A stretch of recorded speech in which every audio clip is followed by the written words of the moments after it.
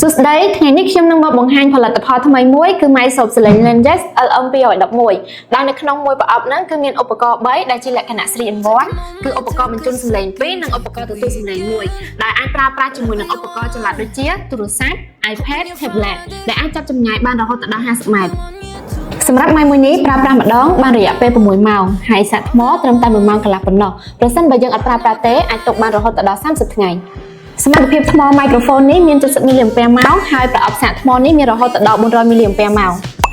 មានការកាត់បន្ថយសំឡេងរំខាន80 dB គឺជាអត្រាខ្ពស់ស្មើនឹងការកាត់បន្ថយសំឡេងម៉ាស៊ីនត្រជាក់ឬសំឡេងចរាចរណ៍ខាងក្រៅ 60 to 80 we get a moving car that's 10 meters away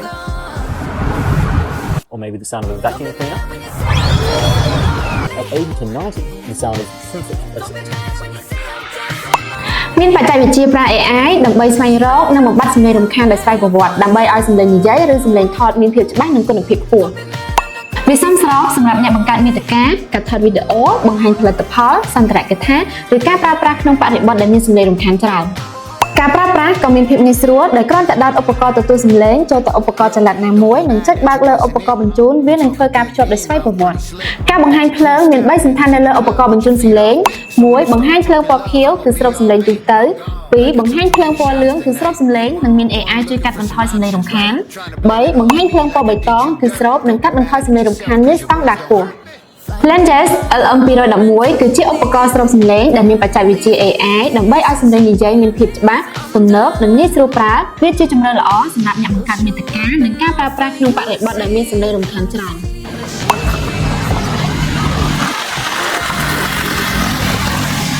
សួស្តីឥឡូវនេះខ្ញុំកំពុងមកតេស្ត Microsoft Select ស៊េរីថ្មីគឺ Lenses LM211 ដែលវាមាន3កម្រិតដែលកម្រិតខ្ញុំកំពុងនិយាយនេះគឺស្រូបសំឡេងទូទៅដែលអត់ទាន់បានប្រើមុខងារកាត់សំឡេងរំខានហើយក៏វាចាប់ចម្ងាយបានឆ្ងាយបានរហូតដល់50ម៉ែត្រផងដែរ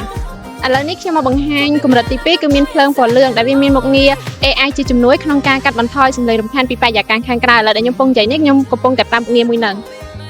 សម្រាប់កម្រិតទី3គឺមានភ្លើងពណ៌បៃតងដែលជាបច្ចេកទេសកាត់សំឡេងរំខានពីបរិយាកាសខាងក្រៅដែលមានកម្រិតខ្ពស់ហើយឥឡូវខ្ញុំកំពុងតែតេស្តផ្ទាល់អញ្ចឹងអតិថិជនអាចសម្រេចចិត្តបានថាកម្រិតទីប្រមាណដែលសមស្របសម្រាប់បរិយាកាសដែលយើងត្រូវប្រើបច្ចេកវិទ្យាឆ្លាតវៃសម្រាប់ជីវិតកាន់តែងាយស្រួលវីដេអូនេះផលិតដោយក្រុមហ៊ុន Lenses Cambodia ផលិតផល Lenses មានដូចជា speaker នាឡិកាឆ្លាតវៃកាសក្តៅត្រចៀកកាស Bluetooth ដុំសាកខ្សែសាក power bank ឧបករណ៍សាកឡានតម្លៃ AI 360 ដឺក្រេចិញ្ចែកទូរស័ព្ទ adapter បញ្ជូនទិន្នន័យកន្ទុយបារីកាមេរ៉ាសុវត្ថិភាព screen ខេសទូរស័ព្ទនិងឧបករណ៍អេឡិចត្រូនិកជាច្រើនមុខទៀត